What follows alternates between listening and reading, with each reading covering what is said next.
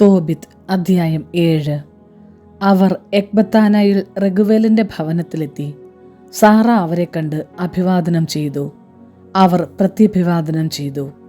അവൾ അവരെ വീട്ടിലേക്ക് കൂട്ടിക്കൊണ്ടുപോയി.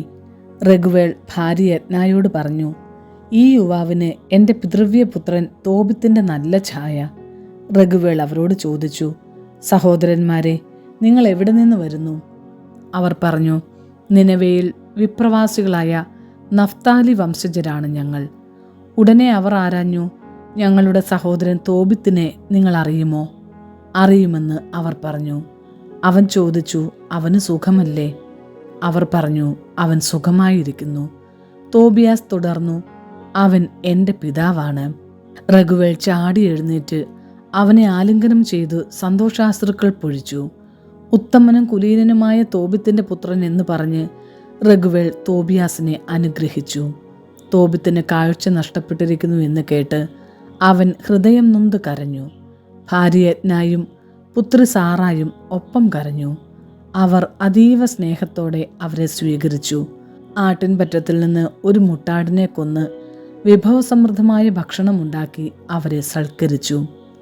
അനന്തരം തോബിയാസ് റഫായേലിനോട് പറഞ്ഞു, സഹോദരൻ അസറിയാസ് യാത്രയിൽ നമ്മൾ സംസാരിച്ച കാര്യങ്ങൾ പറഞ്ഞു തീരുമാനിക്കുക. ദൂതൻ അക്കാര്യം റഗുവേലിനെ അറിയിച്ചു. റഗുവേൽ തോബിയാസിനോട് പറഞ്ഞു, തിന്നും കുടിച്ചും ഉല്ലസിക്കുക. എൻ്റെ മകളെ പരിഗ്രഹിക്കുന്നത് നിന്റെ അവകാശമാണ്. എന്നാൽ ഒരു കാര്യം എനിക്ക് നിന്നോട് തുറന്നു പറയാനുണ്ട്. എൻ്റെ പുത്രിയെ ഞാൻ 7 ഭർത്താക്കന്മാർക്ക് നൽകിയതാണ്. എന്നാൽ ഓരോരുത്തരും അവളെ സമീപിച്ച രാത്രിയിൽ തന്നെ മൃതിയടഞ്ഞു. എന്നാൽ ഇപ്പോൾ നീ ആഹ്ലാദിക്കുക.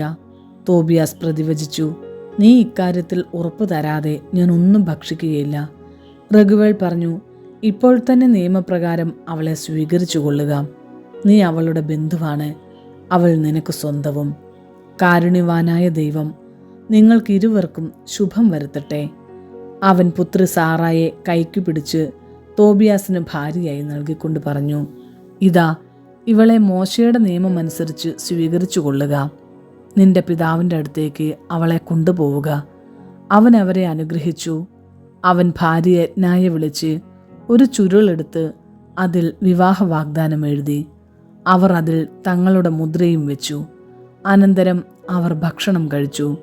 റഗുവേൽ തൻ്റെ ഭാര്യ യത്നായെ വിളിച്ചു പറഞ്ഞു, അടുത്ത മുറി ഒരുക്കി അവളെ അങ്ങോട്ട് നയിക്കുക.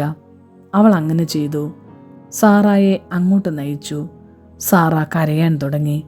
അപ്പോൾ അമ്മ അവളെ ആശ്വസിപ്പിച്ചുകൊണ്ട് പറഞ്ഞു, കുഞ്ഞെ, ധൈര്യമായിരിക്കുക. സ്വർഗത്തിൻ്റെയും ഭൂമിയുടെയും കർത്താവ് നിന്റെ ദുഃഖം അകറ്റി സന്തോഷമേകും. ധൈര്യം അവലംബിക്കൂ.